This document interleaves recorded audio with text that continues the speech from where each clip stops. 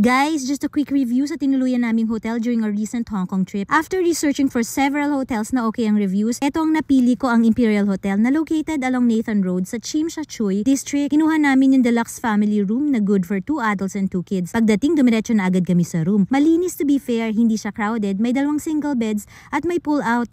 At napakalamig ng aircon. May enough space for our luggages. May TV na hindi naman namin nagamit since lagi kami sa labas. Sakto lang ang toilet and bath, hindi masikip. Working din ang hot and cold showers. Komportable ang stay namin at ang pinaka-importante, walang ipis at bed bugs so far. Ang nagustuhan ko dito ay super lapit ng hotel sa lahat, MTR and bus stop. Halos katabi lang siya ng Chungking Mansions kung saan maraming money changing outlets. May banks nearby kung kailangan mo mag-withdraw. May mall across the streets, supermarkets, mga murang kainan. May bilihan ng pasalubong, fast foods like Jollibee at McDo na walking distance lang din. Overall, okay ang Imperial para sa isang budget hotel. Old building siya dahil sa Hong Kong hindi daw uso ang renovation at pinipreserve nila yun.